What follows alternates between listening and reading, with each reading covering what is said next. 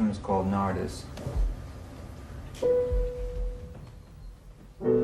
Some years ago, I watched the live recording of one of my favorite musicians of all time, Bill Evans. It inspired a feeling in me, difficult to grasp. It was homely, comfortable, but also loud and dissonant. The grainy and sometimes muffled sound still gives me goosebumps. I realize that's what I want my home to feel like. It needs character, it needs comfort and coziness, at the same time loudness and dissonance to break the monotony. Sharp angles and soft roundness. I need messy spots to counter the carefully curated parts. In this video I want to show you my living room that I've spent hours decorating the last few years. I'll also talk about my favorite pieces of tech, old and new, cheap and expensive, all of which make up me and my girlfriend's home.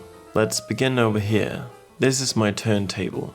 I bought it 7 years ago when my parents gave me the entire vinyl collection. It's paired with these PreSonus speakers. I think they cost under $100. I'm no audiophile, which I actually think makes me happier. They sound just fine to me. I've also bought and collected a good portion of records myself, mostly jazz and the occasional metal record. Is vinyl better than streaming? No, not really, but what they offer is intentional listening. When I was 12, I started listening to Iron Maiden.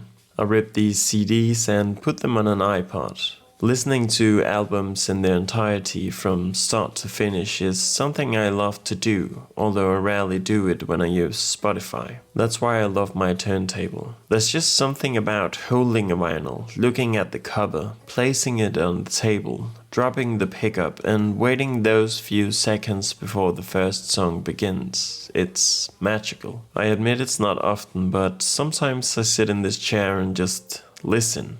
I inherited this chair from my grandparents. It stood in their summer house and I remember quite vividly jumping around in it, climbing it. It felt so large as a child. I like having it here for it tells a story, a childhood memory, and it reminds me of the love I have for my grandparents, although they are no longer here.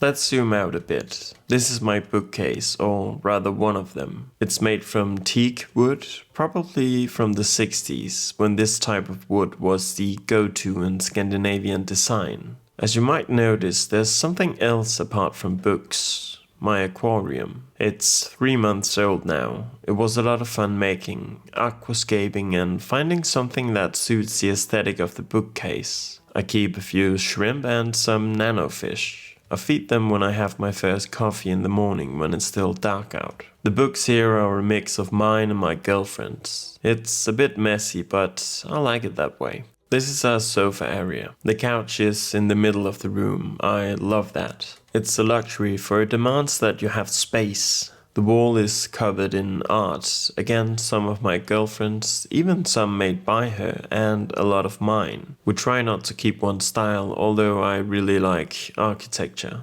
Again, it's a mix of inherited works, some that I have collected, and the same for my girlfriend.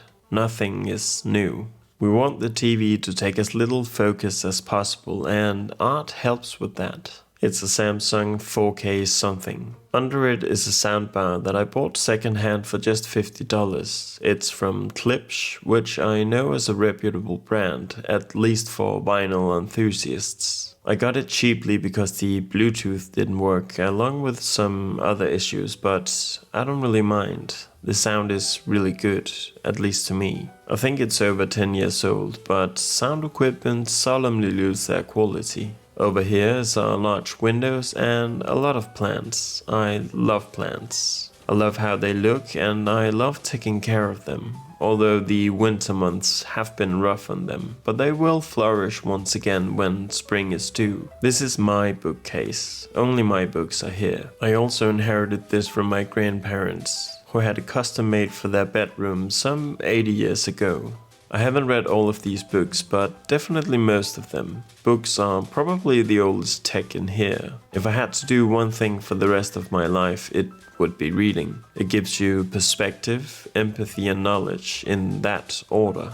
If we turn around, we see our dining area, along with my setup. Oh yeah, and the orange wall that you'll have seen in my videos. I used to have an upright piano where the desk now stands. It's now in the bedroom. It was really a clash between style and function. I sit most of the day, engaged in my studies or making YouTube videos. I simply need a good station that inspires me, and being in the living room does that. Yeah, it's not as aesthetic as it could be, but as I've said, I need the function. I use this iMac Pro from 2017 for all of my editing. It definitely does the job as I film everything on my iPhone. I don't really know if I want a better camera for the channel, as I see it as a creative restriction. Watching other YouTube channels, I find that a perfectly good image quality sometimes make it look sterile and cold. On this Rode boom arm is my old blue Yeti mic that I bought secondhand for just $30. The boom arm is more expensive than the mic. There's something funny about that. For peripherals, I used this set from Keychron. This video is not sponsored, but they were kind enough to send over these on my request. The keyboard is the K2HE and the mouse is the 8K Keychron M6. I love the sound, the feel and their aesthetic.